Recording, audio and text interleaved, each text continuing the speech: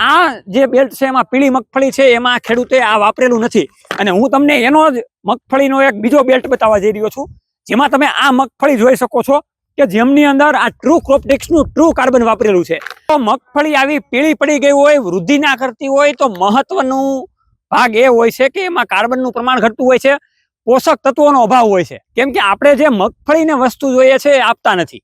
તો એની માટેની મારે તમને વાત કરવી છે. એક એવી દમદાર પ્રોડક્ટ આવી ગઈ છે. કોઈ પણ પ્રકારના બેક્ટેરિયા, કોઈ પણ પ્રકારની ખોળ હોય કે કોઈ પણ પ્રકારનું ખાતર હોય એની સાથે આ તમે પેકિંગ વાપરશો એટલે એકદમ ચકાચક રિઝલ્ટ આવશે. તો આ વિડિયાને તમે છેલ્લે સુધી જોજો. સૌ પ્રથમ આ સાગર ખેડૂત પુત્રના આપ સૌને વંદન, અભિનંદન. હવે જમીનમાં પોષક તત્વોના અભાવના કારણે, કાર્બન જે ઘટતું હોય એના અભાવના કારણે મગફળી આવી રીતના પીળી પડી જાય છે. તમે આ બેલ્ટ જોઈ શકો છો કે આમાં મગફળી ઘણી બધી જગ્યાએ પીળી પડી ગઈ છે.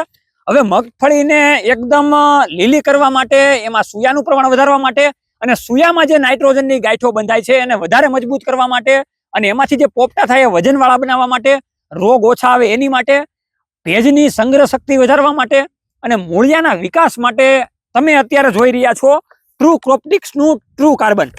આ જે બેલ્ટ છે એમાં પીળી મગફળી છે એમાં ખેડૂતે આ વાપરેલું નથી અને હું તમને એનો જ મગફળીનો એક બીજો બેલ્ટ બતાવવા જઈ રહ્યો છું જેમાં તમે આ મગફળી જોઈ શકો છો કે જેમની અંદર આ ટ્રુ ક્રોપટેક્સનું ટ્રુ કાર્બન વાપરેલું છે. તો આટલી એની તાકાતવાળી ચમકદાર વસ્તુ અને એનું રિઝલ્ટ છે. ખેડૂત મિત્રો, આપણે જેના વખાણ કરીએ છીએ એ રિઝલ્ટ વાળી વસ્તુ હોય તો જ આપણે એના વખાણ કરીએ છીએ. તો તમે જોઈ શકો છો કે આ મગફળી એકદમ બ્લેક છે, વૃદ્ધિ વિકાસ સારો એવો છે. હવે આને કેવી રીતે વાપરવું એની વાત કરું તો આ જે ખેડૂત છે એને એરંડીના ખોળ સાથે આ 1 કિલો વાપરેલું હતું 2.5 વીઘામાં.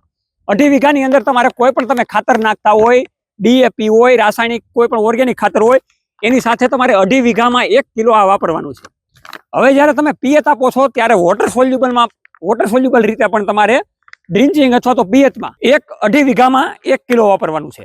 હવે તમે જ્યારે કોઈ પણ દવા છાંટો છો તો એની સાથે તમારે વાપરવું હોય તો 50 ml પ્રતિ પંપ નાખીને તમારે છાંટવાનું છે. આ એટલું તાકાતવાળું છે કે જેવું તમે પાણીમાં નાખશો એવું ઓગળી જશે.